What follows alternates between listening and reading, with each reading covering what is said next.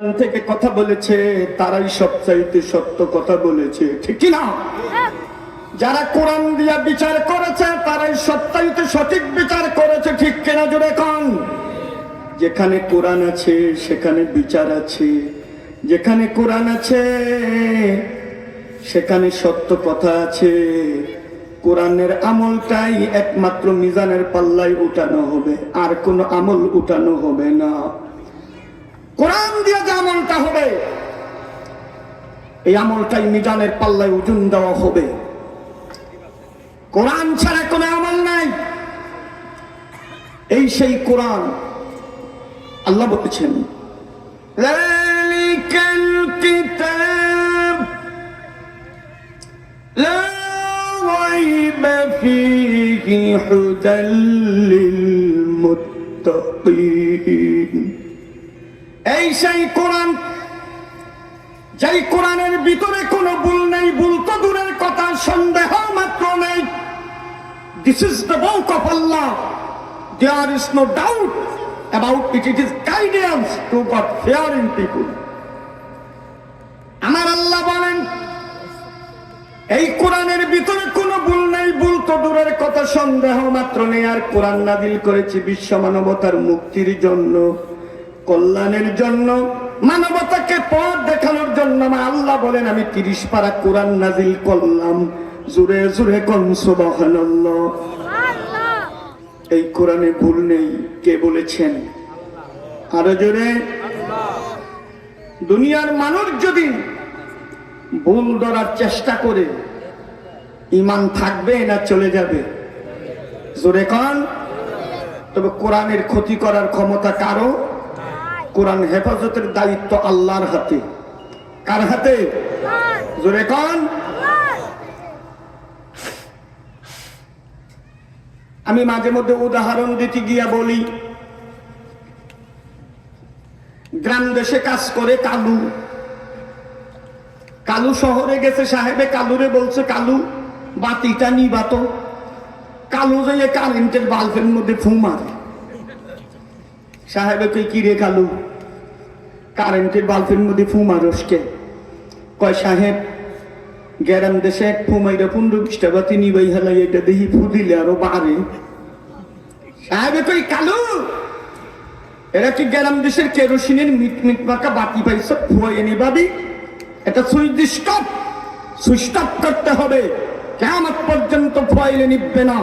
আমি বলতে চাই আল্লাহর কোরআনের আলো, কোরআনের বাতি দুনিয়ার কোন কাফের মুশরিক নিভাতে পারবে না। কোরআনের আলোর সুইচ আল্লাহ পাক রব্বুল আলামিন তার নিজের হাতে রেখে দিয়েছেন।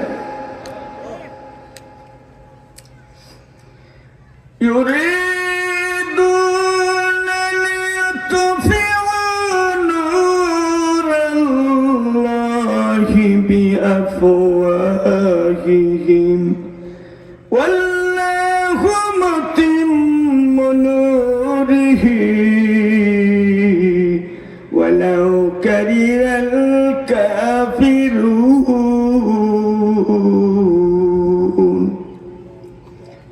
Allah has sealed arms, their hearts and arms, and a covering is falling over their eyes, and they have incurred the severest punishment. আমার আল্লাহ বলেন এই দুনিয়ার কাফের মুশরিকরা আমার কোরআনের আলোকে তোরা ফুৎকারি দিয়ে দিতে চাস, পারবি না, শাস্তির মধ্যে পড়ে যাবি। আমি আল্লাহ সিদ্ধান্ত নিয়েছি রে, আমার কোরআনের আলোকে আমি নিজের হাতে জ্বালিয়ে রাখবো, তোদের কলিজার মধ্যে যতই আগুন লাগুক। সিদ্ধান্ত কার? আরো জোরে কোন। কাফেরদের কলিজা আগুন লাগলে আল্লাহর কোনো অসুবিধা আছে? আমাদের কোনো অসুবিধা আছে? যতই মারেন, মারলে আরো সংখ্যা বাড়বে না কমবে? জোরে কোন। শহীদ উসমান হাদিকে ওরা হত্যা করেছে, জানাজার নামাজে যে লোক হয়েছে লক্ষ লক্ষ উসমান হাদি জাগ্যে উঠছে, ঠিক কিনা জোরে কোন? ঠিক না? আল্লাহর কোরআন যেখানে যাবে সেখানেই মর্যাদা বেড়ে যাবে। কোরআন যেখানে আছে সেখানে শান্তি আছে না? না? আপনার আমার জীবনে যদি কোরআনকে বাস্তবায়ন করতে পারি, আমাদের জীবন হয়ে যাবে শান্তি। সুবহানাল্লাহ। বন্ধুগণ, এই সেই কোরআন, যেই কোরআনুল কারীম আমার আল্লাহ নাজিল করে জানিয়ে দিলেন হুদাল লিল মুত্তাকিন। এই কোরআন হচ্ছে হেদায়েত মুত্তাকিদের জন্য, সকলের জন্য হেদায়েত না। সকলে কোরআন থেকে উপকার পেতে পারে, কিন্তু হেদায়েত সবাই পাবে না। হেদায়েত হলো মুত্তাকি, যারা আল্লাহর প্রতি ঈমান এনেছে। আল্লাহর প্রতি ঈমান আমরা কেমনে আনবো? আল্লাহকে দেখে না না দেখে? এই যে কোরআনে বলা হয়েছে আল্লাযীনা ইউমিনুনা বিল গায়বি ওয়া ইউকিমুনাস সালাতা ওয়া মিম্মা রাযাকনাহুম ইউনফিকুন।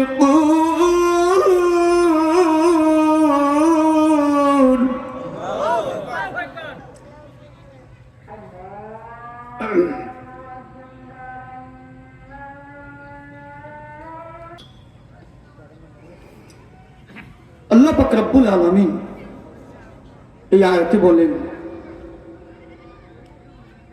আল্লাযীনা ইউমিনুনা বিল গায়বি ওয়া ইউকিমুনাস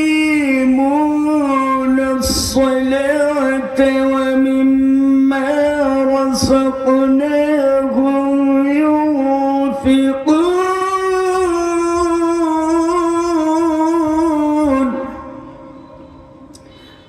Who believe in the unseen established salat and explained in our way out of what we have bestowed upon them. আমার আল্লাহ বলেন তারাই হচ্ছে মুত্তাকি, তারাই তো এই কোরআন থেকে হেদায়েত পাবে, যারা আল্লাহকে না দেখে বিশ্বাস করেছে আর নামাজ কায়েম করেছে, আর আমি যে রিজিক দিয়েছি সেই রিজিক দেখে আমার রাস্তায় ব্যয় করেছে। সুবহানাল্লাহ।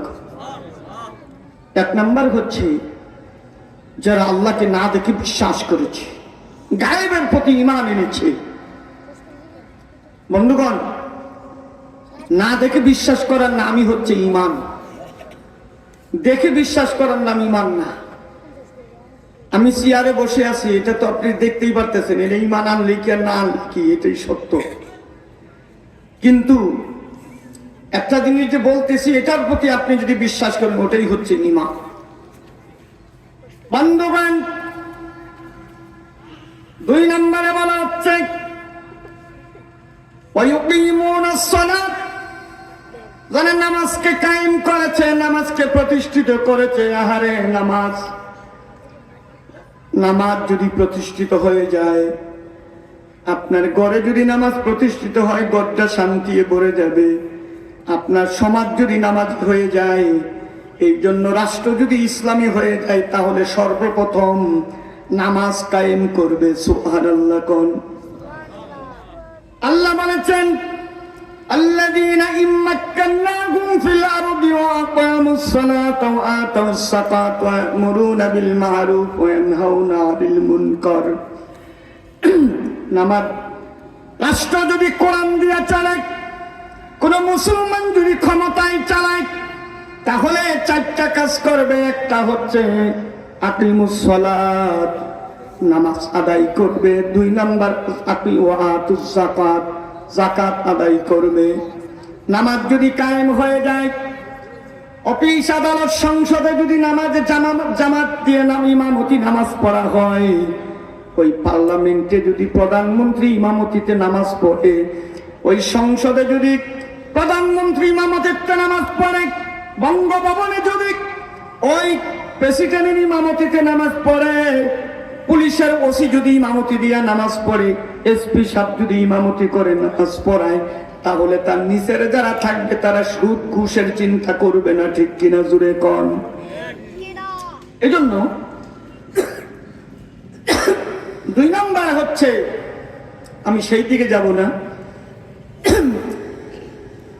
আল্লাহ রাব্বুল আলামিন বলেন ওয়া الصلاة ومما رزقناهم ينفقون। কোরআন থেকে হেদায়েত পাবে যারা, এক নম্বরে যারা ঈমান এনেছে আল্লাহর উপর, দুই নম্বরে কোরআন থেকে হেদায়েত পাবে যেই ব্যক্তি নামাজ কায়েম করেছে, তিন নম্বর আল্লাহ যে রিজিক দিয়েছে ওই রিজিক থেকে যে আল্লাহর রাস্তায় ব্যয় করবে। ইসলামী রাষ্ট্র যদি হয়ে যায়, যাকাত ভিত্তিক অর্থনীতি চালু হয়ে যাবে, আর যাকাত ভিত্তিক অর্থনীতি চালু হয়ে গেলে সুদ ভিত্তিক অর্থনীতি বিদায় হয়ে যাবে। সুদ হচ্ছে গরিবের কাছ থেকে নাও ধনীরে দাও, কি কোন ঠিক কিনা? আর যাকাত হচ্ছে ধনীর কাছ থেকে নিয়ে গরিবকে দেওয়া হয়। সুবহানাল্লাহ। কোন গরিব সুদ ভিত্তিক অর্থনীতিতে গরিব আরো গরিব হয়, ধনী আরো ধনী হয়।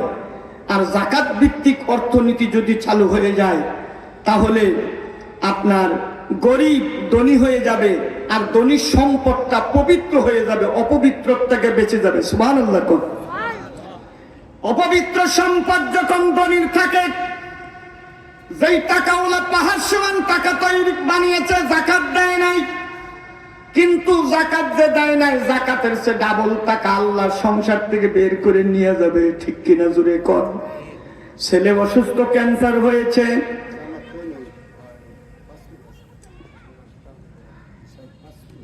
তাহলে আমি আলোচনা কেমনি? নামাজে পড়ে আবার একটু সময়,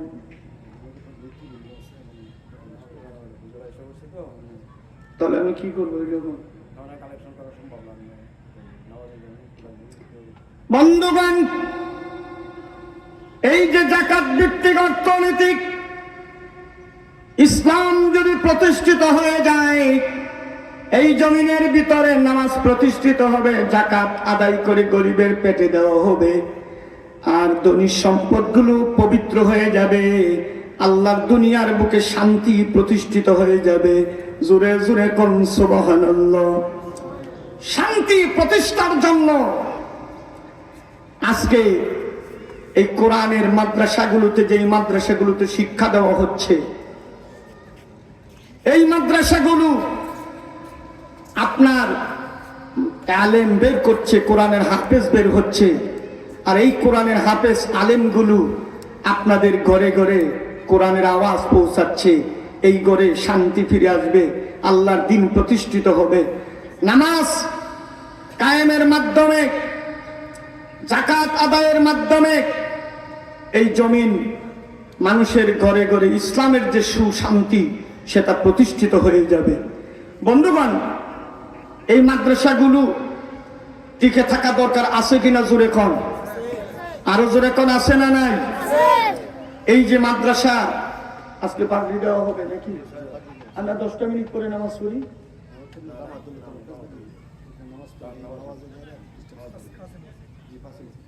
তো সমস্যা হয়ে গেল না? আমি তো এটা আপনার তো আগেই বলছি, এভাবে আমার 3টায় দিয়ে দিতেন, আমি তো আসছিলাম একটু আগে। না, মাগরিবের তো আমি চলে যাবো, নারায়ণগঞ্জ মাহফিল আছে। যাক, আপনারা এই মাদ্রাসার দিকে খেয়াল করবেন। আল্লাহ কোরআনের মাদ্রাসা আপনাদের সার্বিক সহযোগিতা করবেন। একটা মাদ্রাসার ছাত্র যখন এখান থেকে পড়ে যাবে, একটা মাদ্রাসার ছাত্র যখন কোরআন তেলাওয়াত করে করে আপনার এই মাদ্রাসায় যদি আপনি সহযোগিতা করেন, এই মাদ্রাসায় দান করলেন, মাদ্রাসার ছাত্রকে আপনি হাদিয়া দিলেন, শিক্ষকদেরকে হাদিয়া দিলেন, মাদ্রাসায় দান করলেন, এই মাদ্রাসার ছাত্র যতদিন পড়বে, মাদ্রাসার ছাত্র যতদিন পড়বে তার ছাত্র হবে, তার ছাত্র হবে, আপনার আপনার বাবা মার কবরে কিয়ামত পর্যন্ত সওয়াব যাইতে থাকবে। সুবহানাল্লাহ। তো আমি শেষ করে দিচ্ছি, আসলে সময় ওভাবে